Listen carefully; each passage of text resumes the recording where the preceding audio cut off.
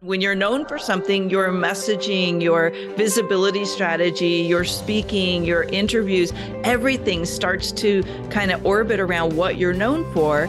And what happens is all of a sudden you'll go from being invisible to being in demand. I absolutely 100% agree with you on this. When I went and just focused all in on 3HQ and the tune-in process, it has changed everything. Hey everyone, welcome back to the Relaunch podcast. And okay, again, how much do I love when I get to bring somebody on that we have so many things in common, and our passion, we talk about 3HQ, head, heart, highest self, and being able to break it down with how she's relaunched her life, I've relaunched, where the connections go, and how you all listening this can leverage it right away. Take what we're talking about and don't sit on it, but make things happen. Who am I talking about? I'm talking about Melanie Benson, and she is authority amplifier and possibility igniter for expert. I love this. Not just entrepreneur, but expert-preneurs. She shows you how to stand out in a crowded market and attract high-paying clients and all of those opportunities that surround them. Since 2000, Melanie has a proven track record of accelerating results for her clients. And it's not uncommon, everyone, not uncommon to see a 3 to 5x revenue increase in the first 6 months. How awesome is that? She's also the host of the top 1.5% podcast, Amplify Your Success. I'm telling you, you are in for a treat here. She is the co-host of Next Level Influence, and she is the author of Rewired for Wealth. Rewired for Wealth.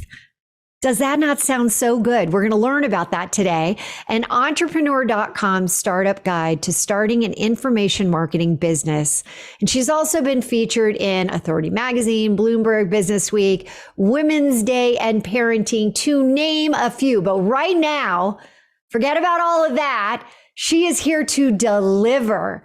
She is here to elevate you and to impact each and every one of us. So I got to say, Melanie, welcome to the Relaunch podcast. Thank you, Hilary. I have really been looking forward to this conversation. I was listening to the show and I'm like, oh, this is going to be so good. It's going to be so good because, each of us, we're Gen Xers, and we have lived quite a life already. We have our wise woman deep within us that it has definitely shared a tremendous amount with us, and we're going to now bring that to the audience. So you know how I like to start. I always like to let people know that, yes, there has been a lot of extraordinary things, but bottom line were a lot of less than ordinary that we really didn't want to have happen that brought us to where we are and to who we are today. So would love to hear the most significant relaunch experience that you've had so far to date that's really shifted and really you are where you are today because of it. It's interesting. I knew you were going to ask me this question, and there's so many. I am a person that's constantly evolving, right? And I truly had many, many moments of what the F moments, how is this going to look? What am I going to do different? How am I going to survive this or thrive this? I think the one that really stands out is I have the, getting started story that everybody can relate to, where it took forever to figure out the messaging and the monetization and all that. But what I think a lot of people don't talk about and don't recognize happens to you when you have been in business for a while is this is not working anymore. I built a thriving, extraordinary business that A, I don't love, and B, doesn't work in this marketplace. What the heck am I going to do next? And so hold on. Before you even go down, I am sure, and I am raising my hand, that was so profound. That is like, yes, we think it, but could we actually acknowledge it and say it? So thank you for saying something so important. We build, we keep our head down. We're so focused on like, well, this is what I'm supposed to be doing. This is what, I said I was going to do, right? How many of us are like, but I said I was going to do it. And then all of a sudden you wake up one day and you're still trying to perfect the messaging. You're still trying to figure out the avatar. You're still trying to figure it all out. And you're like, I got to like raise my hand. It's like the Hail Mary. It's like give me something. And you're not where you should be. And you had that happen. And what happened then? Yeah. Well, I like to call that moment for me, or that phase for me, because it wasn't a moment. It went on for quite a painful year. But that's pretty good, Melanie. A year. Yeah. That's actually not bad, because I've had people that come and they're like, I've been doing this for 5 years, 10. I'm miserable. I don't know how to get out. I have the noose around my neck. If I move too far right, I might actually it'll be the end of me. So, yeah. I think it was a couple of things. One, there was a perfect storm happening in our environment where we had the financial market crash. A lot of people's credit lines were affected. I had some team that was not really serving me at the highest level. There were some people with on my team that weren't really in the right place, doing the right things. I was on a treadmill of like, let's just keep doing the machine because the machine's working really well. And there was this little seed inside of me of like, I don't know if I like this. I don't know if this is what I want. And like all great manifestors, so if you follow human design, I'm a manifestor in human design. I manifested a way out. You and I both are. I knew it. Yep, no doubt. I manifested a way out of something, but I did it in such a messy, profoundly painful way because I didn't know what I did want. So sometimes we manifest a way out of something before we know what's next. And I literally spent a whole bunch of time spinning around like, I don't know who I am anymore. I don't know what I do want to do. How do I keep this going? Because this is financially very lucrative. That's a tough one. And I got an opportunity to relaunch, reinvent, to pivot, to really lean into where my superpowers wanted to shine, which is an integration of the mindset and, a bit of personal development along with massively valuable visibility that is monetizable, and how we can stand out and be an authority in a marketplace and, attract high paying clients that can't wait to say yes because it's such a valuable offer. And before you go on though, you said, I got an opportunity. I got an opportunity. And you also said, sometimes we manifest our way out. Sometimes we don't realize it. We're all of a sudden like, what just happened? And I do have to say, I find that this is when you know you're not supposed to be doing something. I mean, I really believe, whether you believe in God or the universe, things get put into your pathway that are, if you actually acknowledge them and recognize them, they're trying to get you off that path. Yep. They're trying to knock you off, to get you to go in a different direction. So what happened when you said, I got an opportunity? So the opportunity wasn't somebody handing me an opportunity. It's me shifting out of, and I will fully admit, I was all in blame and victim mode. Something happened to me. Instead of me recognizing in those moments, oh, this is happening for me. It took a lot of very big personal work to get to the place where I recognized, oh my gosh, this happened for me. And to embrace that. And to use that energy. It's easy to get into victim mode. Totally. Right? It's so easy. And there were some things that did happen to me. Like I didn't have all the contribution to that problem. I had my responsibility in it. But the bottom line was it happened. And I got to decide, am I resilient? Am I determined? Am I committed to continuing to bring what I know as a vessel of wisdom, as you said earlier? I have so many learnings. I have so many things that do work. Can I stand in that and allow myself to kind of align with my superpower and bring a new and improved, if you will, version of what I do to the world, and maybe stop a way of bringing that work to the world that isn't necessarily going where the world is going. Yeah. And that was hard. Old way, new way. I like to think of it as like old paradigm, emerging paradigm, right? Because I still think the paradigm's shifting radically. Like every 6 months, every 18 months, we're seeing a new evolution of coaching and expert-based businesses and how the marketplace responds to our marketing and our visibility strategies and our way of delivering our what's the word I'm looking for? Our product, our work product is what wanted to come through, but it's not that. It's like we're giving people a way to learn from us and shortcut their paths to their own success. But the marketplace responds differently every so often, and we have to be nimble and adaptable to that. I believe, and I can say this after 23 years of coaching here and running businesses and being in corporate, I've never seen such change occurring as I have starting in January 2023 of this year. I mean, Agreed. It is accelerated. And I've been through so many of the tech, massive changes, but it feels like, and people are like, oh, we're, new normal. Heck no. This is a new, different, as you called it, a paradigm. Things have changed based on what we all went through as a group relaunch with COVID, the pandemic coming out of it. And history, always say history repeats itself. And what can we learn? And, well, we've had these type of things. We've never had them with that influx of what we all went through for the period of, 2+ years.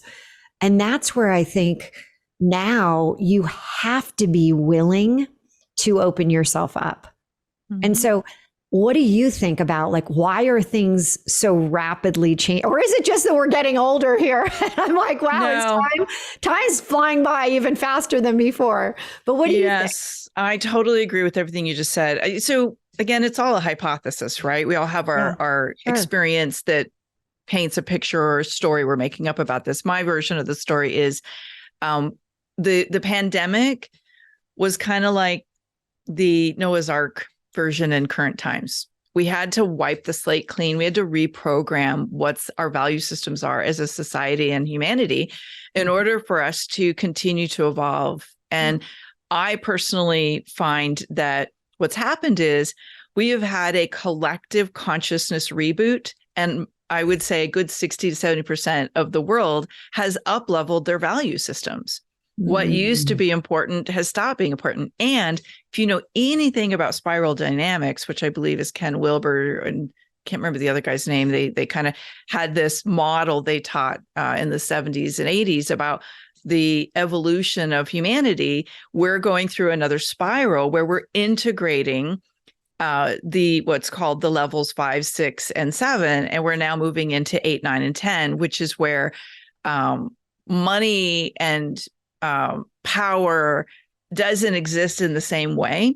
And what's important to us as society is impact and an integration of the way we are being at such another level that I still think people are still trying to wrap their heads around, well, what do people want right now? And so I don't even know that people know what they want. Hey, that's an important one too. But what would you say was the 5, 6, 7? What was that? So part? 5 is power. It's kind of like it's authoritative power, basically. That was really coming out of the 50s and 60s. There was a collection. And again, this is a whole class in itself. But basically, level 5 is how do we create order out of what felt like some form of like free will that wasn't serving anybody. And so we formed corporations. We formed organizations that would keep order. That's the easy way to say it. It's much more complicated than that. 6 was screw that. Like, I don't want any of that, like, control over me. Let's go for free will, free love. That was the 60s. And people really making a stand for, yes, I don't want to be controlled by a government or an entity or anything like that. I want to have free will. 7 is the integration of money and I don't want to say capitalism, but structure, like being able to structure a way to create wealth that has a more impact-driven impact in the world. And I don't even know that we know where we're going with it. We just know that people's values have changed and what's driving buying behavior is evolving. And people, buyers have really become more sophisticated. They're not falling for a lot of the smoke and mirrors, like, hey, pay me this and you're going to get this crazy offer. Like, a lot of that doesn't work anymore. What's fascinating is that I was at the Silicon Summit last week in Utah, and Tony Robbins was the keynote. And first time I've ever seen him like deliver something in 2 hours, not 20 hours or, the long, massive. It was so great. And he talked about exactly what you just said. And he was saying it's the first time in our, as we're moving into this next phase where people are open, not just to the logical thinking, the steps, the processes, the procedures, but that, okay, there's more to it. It's not just this understanding of we're in it just for ourselves, just let's make the money. There's a much more humanistic, empathetic, kind of that heart-based moving in. And then also this connection to there's something bigger than us. And guess what? You can tap into it. And I'm like, oh, this is so my jam now, because when I was working at Oracle, it was very much very much the left brain, get the deal done. How much is the revenue, blah, blah, all that. And now there's a much bigger, like we're working on the person. We're working on, I love it, the humanity of it all. So thank you for bringing beingness. The beingness is what a lot of people refer this to. And I think I was just at a conference speaking last week or over the weekend, I guess it was. And one of the things that kept coming up is who are we being in the on the path to what we're wanting to experience more of. I love it. Said. That's 3HQ in a nutshell right there. Yes. If you can move it into not only your internal self, your personal life, but also your professional, it's like, wow. But one thing that I have to, it would be remiss if I didn't. You talk a lot about your unique business superpower. And can you walk us through exactly like what are you referring to and how can we tap into that? Thank you for asking, because I think this is a very there's a lot of myth and a lot of misunderstanding around our business superpower and what our unique qualities are and how we leverage that in the designing of an expert-preneur business. So going back to my story and that pivot, I honestly, I lucked out in the beginning. I rode the wave of coaching as it was coming to life, and I got really lucky. Like what I did then, there's some things that would never work now, right? It's so true. I found a platform and I rode the platform, and right. Then coming out of that, I realized very quickly, like what people want is to know they're going to get to an outcome. And so I had to go back into my, what is my unique qualities? Like what does make me stand out in this industry? What can I do that even if it's similar to what other people can deliver is so unique to me, no one can ever replicate it. And it's what people love the most. So when I teach people how to, I have this program called the 100K Accelerator, and we are an authority in something. We have an expertise that makes us unique. But what happens is we get very cloudy about it. We get muddy thinking and we go into like the features or the process or the how we create outcomes for people. And we get lost in that instead of really looking at what is the value-based result that we can deliver by packaging and delivering something that only we know how to do. So you could take something that everybody understands, like let's say I teach people how to leverage their message or borrow other people's audiences to take their message and amplify the reach of it so it turns into their client attraction system. That doesn't sound like I teach people how to speak. Right. So people get caught up in like, well, I teach people how to speak on stages to get clients. I mean, that's a little bit different. And so you can find a way to position in what I call magnetize your message so it's more compelling. So everybody has a unique business superpower, even if you think it's just like your competitors or other colleagues. The way you kind of package it and pull the value out not only helps you stand out in a crowded market and gives you a competitive sales advantage, it also helps you elevate what you charge for it. Because a lot of people are trapped in financial struggle because they're still like selling what they do by the hour or in a way that's so lowball because they're afraid they're going to lose clients, that they're actually having to work way too hard for the results they're getting, not just for themselves, but for their clients. So I know there's people out there that are saying, I know I'm supposed to have a superpower. I know I'm supposed to identify it. I know that there's a USP, my unique selling proposition, but how do I start to really figure it out? Yeah. How do you do that? Do you have like a great way to get people? How do you coach them when you're first starting with them? What do you do? Yeah. So the first step that I do is I have people do a little like internal audit of, all right, so what are the things that you absolutely love doing that apply to business? Okay, so I love cooking gourmet paleo food, but that's not my business, right? So that's not the monetizable superpower. Yeah. But I do love that you like doing that. That's very cool. Yeah, that's a fun fact, right? That is a fun fact. I didn't know that about you. So very cool. Yeah, that little tidbit. And again, we all have those things that we love doing that give us energy and like kind of source life for us, but we have to lean into the ones that apply to our business. So another superpower. That's so funny. Yes, we do, everyone. A business is about making money, revenue, right? That attaches to the impact, right? And the more impact, the more revenue. So we got to be looking at it like making money is important. Otherwise, we have an expensive hobby. Let's just face it. And hey, I've had a few of those. They are very expensive. Haven't we all? Yeah, that moment where you're like, this is actually costing me money. I think I need to figure this out a little bit better. This isn't working. So the business superpower has to be monetizable and it has to help your clients achieve an outcome. So I'll just keep taking me for an example. And if you want to share one of yours too, that would be awesome. So for me, one of my monetizable superpowers is when I am in a coaching process with a client, I hear their like what their valuable, like high price, high ticket priced program is just simply when they talk.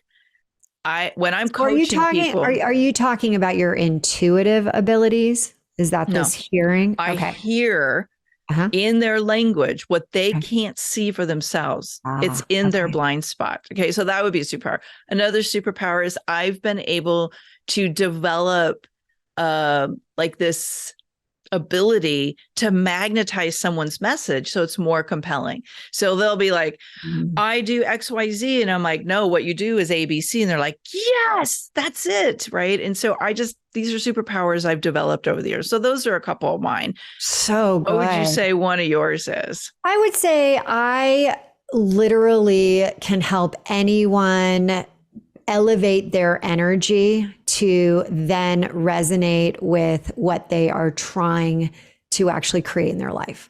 So you can't be at a low vibrational energy and expect to be, super successful in business. And so I give people that ability to be like, dang, I can do this at, energy on demand. I can do it at any time. And then getting very crystal clear on what they're actually going for. And does it tie back into this whole tuning in process to their business and their ultimate life. So I think that's kind of my superpower. I call myself the CEO, but I'm the Chief Energy Officer. Ooh, I like that. I always called myself CEO, Chief Entrepreneurial Officer. I like that. We're reframing the CEO energy. We are. So when you're not using your superpower in your business, what do you find happens? Typically, you're going to feel depleted. You're going to feel uninspired. You're going to be invisible in the marketplace. So you know what you do works. But if you're doing things that are not necessarily in your business superpower, you're not going to be able to really language it in a very powerful way. And so what you put out in the world is going to kind of fall flat. And your messaging isn't going to like roll for you. It's going to like feel very sticky and like people call it like that gets muddy in their head or they're cloudy about it. And you're going to have a very hard time monetizing it.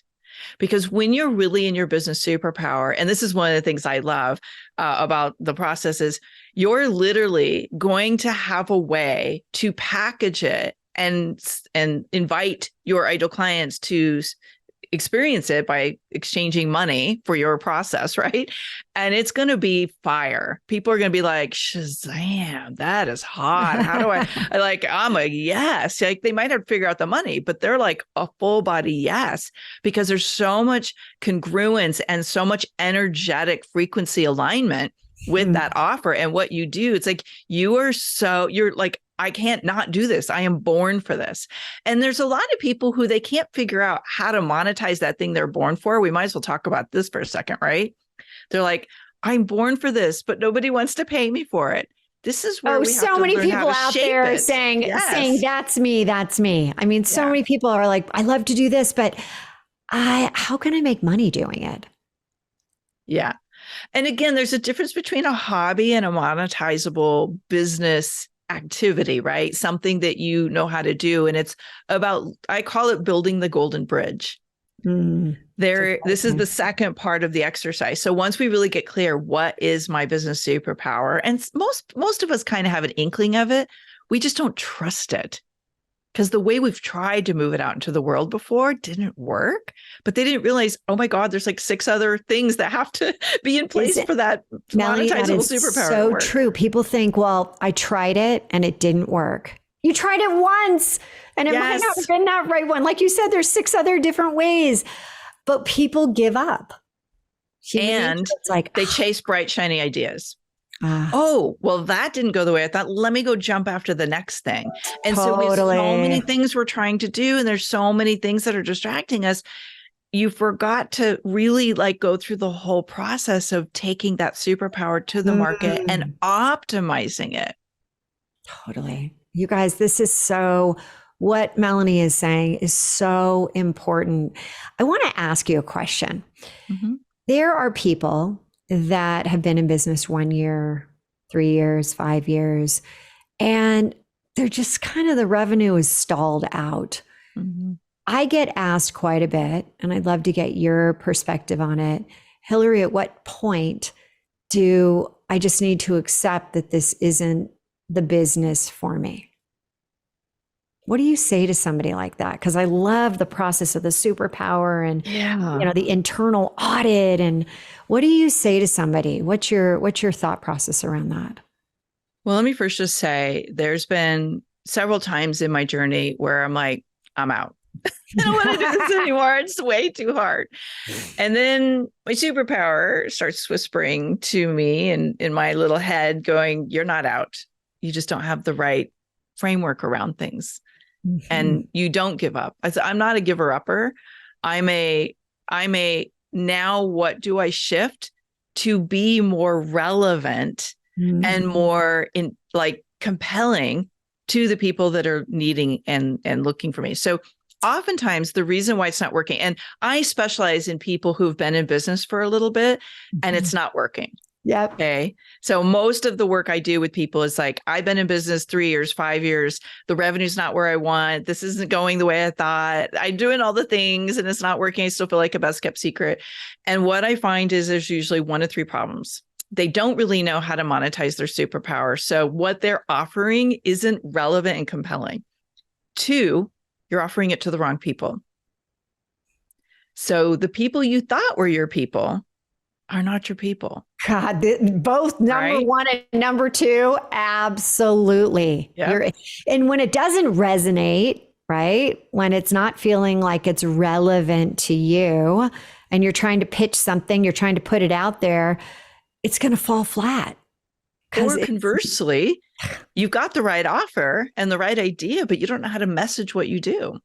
And you're talking to the wrong audience, right? So messaging means you really understand who the people are that are hungry for what you're doing. They need it. They've got a problem. They're ready to solve the problem. So that's a whole class in itself. But the third one, Hilary, I know you're going to get this one and you're going to be like, oh yeah, I know this one, is you're not visible enough. And so you're best kept secret because nobody knows what you do. Right. And you've been relying on referrals, or you've been maybe counting on your list, your email list, and the community you've already built to keep saying yes. At a certain point, they're like, hey, we're not buying right now. But you haven't been continuing to build your community, build your audience, build the people who might need what you want with new audiences. And so you're stagnant. And that's where my visibility strategy can be a huge, like, boom. What's one of the steps that you say when you're looking at visibility? What would you suggest? What do I look at, or could somebody be doing right now? What could somebody be doing? Because it does feel like and I'm sure you see it too. People are just, they're thinking visibility is just getting themselves out there, saying whatever they're going to say. Just like, well, but I did a live every single day, or I posted every day. And I'm like, oh, but what are you posting? What are you talking about? And how relevant is it? And is it relevant to what you ultimately love? So I love to always ask other coaches, all right, what do you say? Because in my book, I actually talk about, you got to be invisible before you can be visible. You got to like really figure out how you're going to be relevant and to yourself. Like make sure that you know that, so that then you resonate with whatever you're bringing in. But I'd love to get your take on it.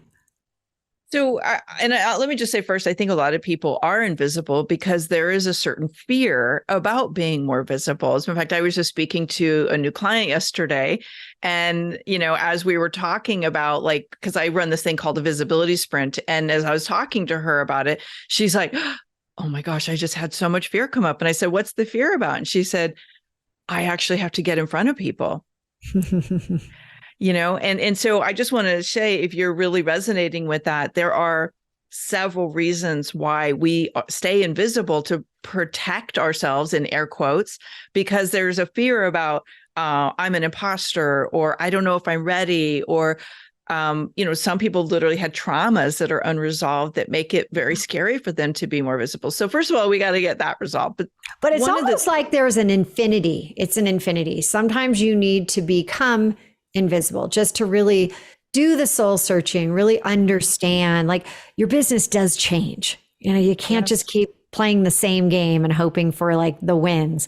You have to be modifying and change. Then you get out and you're very visible. And then you're like, all right, now it's time for me to step back again and really look at it again. And I really believe it's about once a quarter. You must be doing this because, as I've said earlier with you, things are changing at such a lightning fast paced. So it's really super important. But I like what you're saying, is that there's a lot of people out there that are shriveling up and being invisible and not wanting to put themselves out. Absolutely. Yeah, so it's kind of sometimes. Yeah, it does. It's, I can't tell you, when I was, brand new into this world and coaching forever, but like the digital space, like what the heck?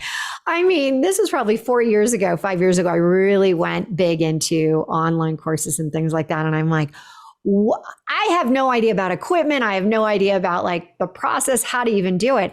And so when you don't know something, or when you're uncomfortable, your natural inclination is like, oh, I don't want to do it. Yeah, we freeze, we withdraw. And, that's when I think, look, when your message is so impactful and so important that you can't stay invisible, hire a coach, get somebody to help you. No doubt. Like, find the person that you really resonate with, even if they scare you a little bit. Like, a really good mentor for you is probably going to scare you a little bit. Yeah. I think they should. That's so good when somebody's like, you're going to kick my ass. I'm like, well, you know what? I might. And they may be a little more pricey than you feel comfortable doing it, but do it. Like, as long as you believe that there is alignment with where you want to go and like you vetted them, like, do it. I do want to say something before we go on. I want to finish answering the question because we got excited about something else. But there was a moment when you asked me, like, what should we be doing? There's one thing that changed everything for me and for every client I've ever worked with. And this is the foundation for really getting that visibility to be monetizable. And that is be known for something. So everybody, this is kind of like the superpower now. It goes to the superpower. Clarity. And when you're known for something, your messaging, your visibility strategy, your speaking, your interviews, everything starts to kind of orbit around what you're known for. And what happens is all of a sudden you'll go from being invisible to being in demand. I absolutely 100% agree with you on this. When I went and just focused all in on 3HQ and the tune-in process, it has changed everything. And so what are you known for? Mm-hmm. Oh, you're asking me. Sorry, I thought that was for the audience. Oh, well, yeah. Hey, everybody. Yes, I'm looking at you right now. Well, so we will extend this invitation to you as you're listening in. Wherever you're listening to this, jam into the comments, drop us a line, do something, tell us what you're known for or what you want to be known for. That's a very powerful piece of this puzzle. What I think I'm known for is a combination of powerful, what we call millionaire mindset, and helping people create visibility that's monetized. So they're adding another 100,000 or more to their business each year. And I've integrated two things I got known for so that I can really take things to a whole new level. Melanie, so good. How can people find you, hear more about superpowers, becoming visible, leveraging monetization? I mean, all of that. Where can we go? All the things. Yes, of course. So you can find me on all the socials and all of that. Coach Melanie Benson, usually. I also put together a guide that I think is really helpful in recognizing, first of all, how your business superpower fits into those other 6 factors that when you put them all together, that's when kind of things take off. I call it my 7-step framework to borrow other people's audiences and add another 100K to your business. And if you go to MelanieBenson.com/relaunch podcast, so MelanieBenson.com/relaunch podcast, it's absolutely my gift to you. But download it and work through the process. And there'll be a couple emails that come after it that will help you learn how to integrate it. That's the framework. That's what I've done every single time I wanted to relaunch, reboot, reignite. And it's a proven process that works. Amazing. Thank you for giving everyone listening the opportunity to get this. Again, we'll have it in the show notes, but I'm going to go check that out as well. I'm fascinated with approaches. And I think that, again, looking at, the head base of 3HQ, we want the steps, we want the procedures. And then what you're doing is incorporating it with that next level, that element of the heart and the highest self. So kudos to you. I have loved having you on the show. Thank you for being here. And everybody, there is so much, as we said, happening in the world. Stay connected with us. We're going to bring you so many amazing people like Melanie that are going to be able to guide you through these changing times. And as always, it's about live now, love now, relaunch now into that best version of you and your business. Take care, and we'll see you next week. If you like this video and want to get more like it, head over here.